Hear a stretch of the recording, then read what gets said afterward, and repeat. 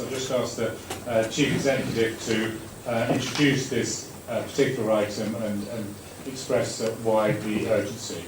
Mr. Galloway, you're free to go now if you'd like to. Okay, thank you. Yes. Thank you, Chairman. Well, first of all, apologies for presenting members with an extra item on what is already a busy agenda, but this has been an issue which has been moving at quite some pace, and the principles of what you have before you was only finalised by the parties at 3 p.m. this afternoon.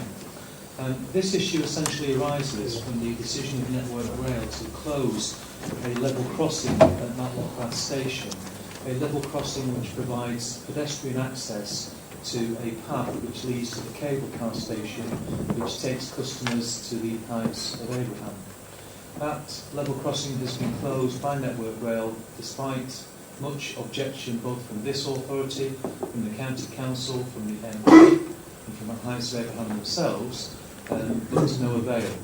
That crossing is now closed, and the consequence of that is that there is no means of Heights of Abraham providing safe, level, convenient pedestrian access of their customers to the cable car station in order that they can actually visit the attraction. Members don't need me to tell them how important Heights of Abraham is, not just to the economy of the Derbyshire Dales, but the much wider economy of Derbyshire. It is one of the premier tourist attractions alongside Chatsworth, and it provides much economic benefit to the Derbyshire Dales. The District Council's officers have therefore been working for a little time with Heights of Abraham to try and find a solution to this particular situation. At the end of last year, members approved planning permission for a pedestrian walkway to be constructed, and the Heights of Abraham are keen to construct that walkway, but in order to do so, they do need an additional degree of security in terms of the land on which that walkway sits and is in proximity to. So the report before you this evening is effectively recommending the freehold disposal of the access which currently exists and serves not just the cable car station, the vehicular traffic, but also a number of other properties in that vicinity.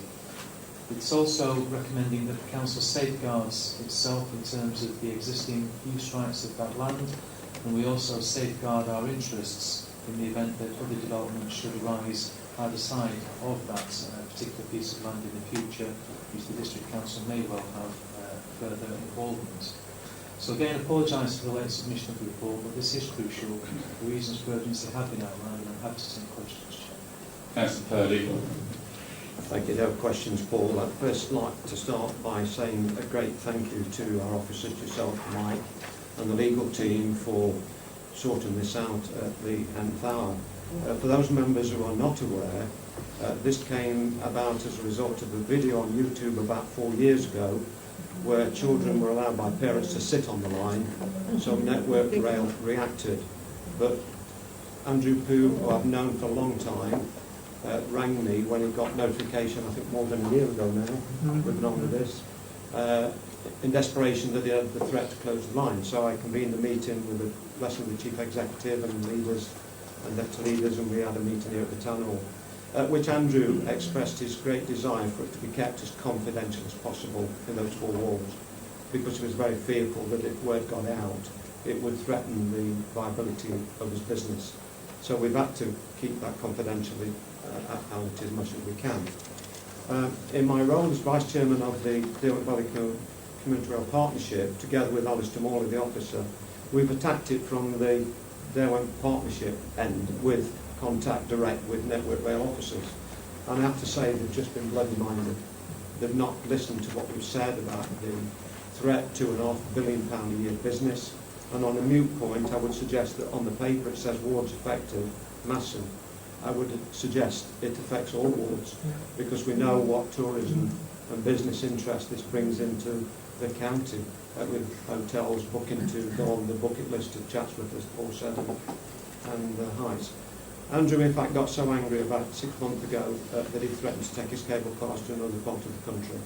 So it's been very worrying, and I'm grateful that these our last-minute cliffhanger meetings have sorted this issue out. So I hope members can support this and allow the cable car business to continue in the future. Thank you. Are you proposing? Proposal. Councillor Pawley? Yes, I will second it. I think it's a very reasonable solution to what has been a very difficult situation, one of really major importance to the district, and I also would like to thank the officers and Councillor Purdy for all the work that they've done in trying to get this sorted, particularly over this last week when it's been a really difficult negotiation process.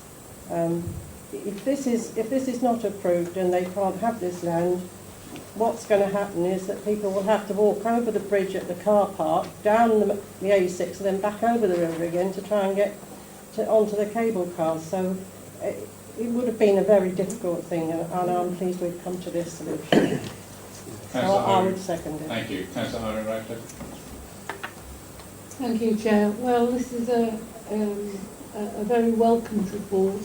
It's a welcome report in terms of the partnership working that we've just demonstrated in the previous aspect, working also with the County Council. And I have to say, the Derbyshire Valley Partnership that was Councillor Purdy alluded to, all along that there are parish councils that sit on and represent not only the district council that Councillor Purdy does, but the county council as well, which we will have a member here who is chair of it. So I would like to thank him in his capacity as chair of the Derbyshire Valley Rail Partnership, and as former chair of the Derbyshire Valley Partnership.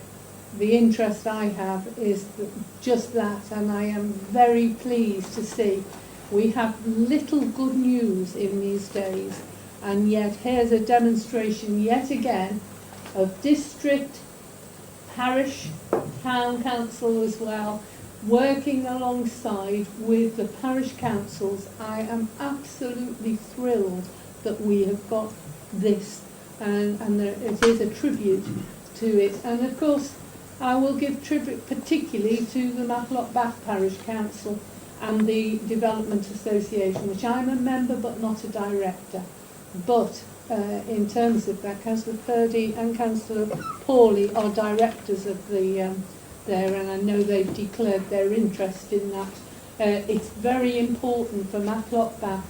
This is exactly what we need to be doing, and I'm so pleased to see that we can respond so quickly with this. And we also safeguard the interest of the district councils and the taxpayers in terms of the legal things. So thank you to the officer, Michael. Thank you. Councillor Flitter. Thank you, Chair. Well, obviously it's a late item I've just really not picked up.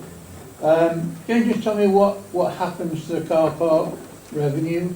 Does that still come to the council? Does that go to somebody else now? I've not picked that up in the financial risk. Yes, Chairman, this proposal has no impact on the council's main display car parking revenue. It relates to another piece of land which isn't subject to car parking charges at the moment. Can I just come back, Chair? Sorry about that, but on the plan on the tablet, it includes the car park. That's the reason I asked the question. No, Chair, there's actually two plans. Plan one. I've got one plan. Plan one of the report, Appendix 1, extends to the council's land holding. Appendix 2, the land shaded blue on Appendix 2, is the land which will be transferred.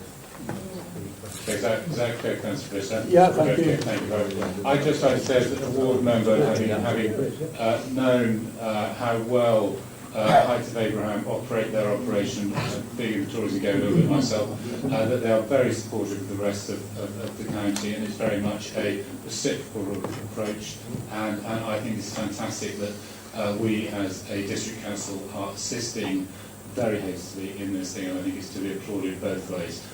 Councillor Rose. Well, I just want to, just to the side, Chairman, and everybody here probably, I was the only one here actually, well, we had to make a decision within 24 hours for Heights of Abraham whether we have the cable car in the first place. I'd like to remind you about that.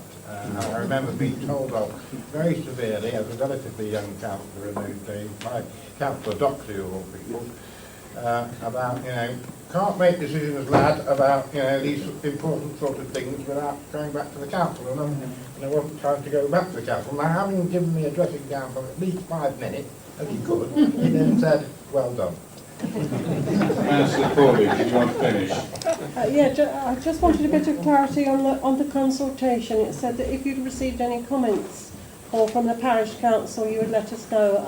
I just thought that ought to be asked if you had had anything. Apologies, Chairman, that's my oversight. We did consult the parish council and they've raised no objections. Thank you. Thank you very much. It's been moved and seconded. All those in favour, please show. Thank you very much. Thank you. Let's move on to item 11, the Asset Management Plan 2019-2020.